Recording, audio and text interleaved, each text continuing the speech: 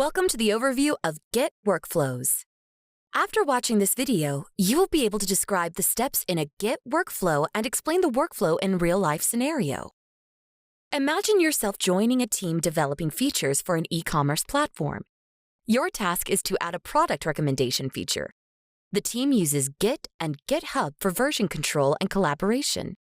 How will you collaborate effectively with the team using Git and GitHub? A clear understanding of Git workflows ensures you can use Git effectively for version control and collaboration. The knowledge will help you avoid issues such as code conflicts and unintentionally overwriting a team member's work. The first step is cloning a repository that your team has hosted on GitHub. Cloning creates a copy of the project's code and its complete version history from the remote repository on your local computer. The connection established during cloning enables you to push code changes to the remote repository. You can also pull any changes from the remote repository to your local repository and update it. You can implement the product recommendation feature by updating the project files in your local repository. As a developer, you might try multiple ways to code the feature. You may not want the changes to affect the main branch until the code is ready. A good practice is to create a branch from the main branch and then work on the newly created branch.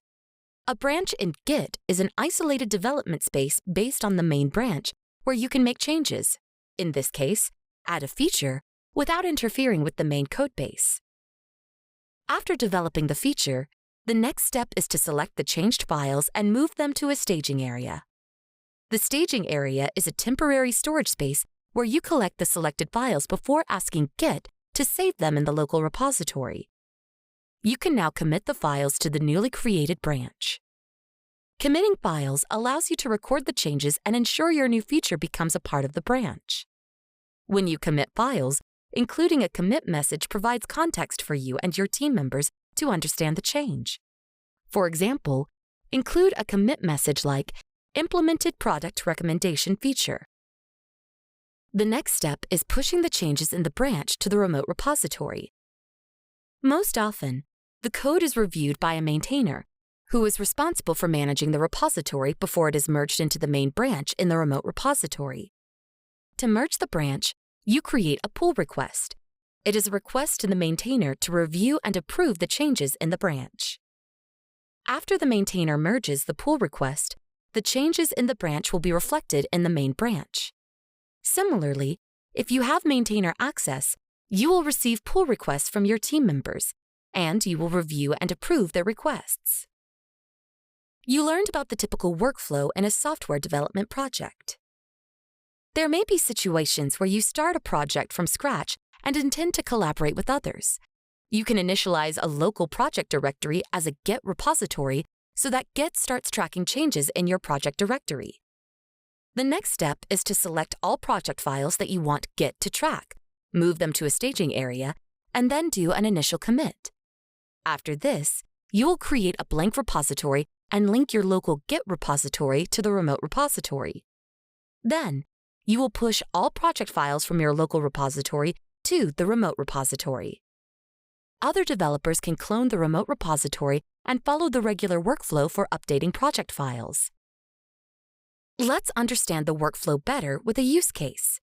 A company assigns a team of developers, testers, and product manager to a new web application development project. Anne, the lead developer, initializes a Git repository in her working directory. She creates project files, moves them to the staging area, and does the initial commit. She then pushes the commit to a blank remote repository she created. All developers clone the remote repository and start working on it by creating branches. One of the developers, John, is responsible for implementing a user authentication feature. He creates a new branch named User Auth from the main branch. John completes the feature development and commits to the User Auth branch. After thorough testing, he pushes the branch to the remote repository and creates a pull request. Anne reviews the pull request and approves it to merge the changes into the main branch, so other developers can access the changes made by John. Similarly, other developers push commits to the remote repository for the features they worked on. At this stage, feature development is complete and the project is ready to be released. and creates a release branch named Release 1.0 from the main branch in the remote repository. The team pulls the changes from the remote repository so that their local repository is up to date. They perform final testing, bug fixes, and documentation updates in the Release 1.0 branch. After testing, they commit the changes, push the commits to the remote repository, and create a pull request.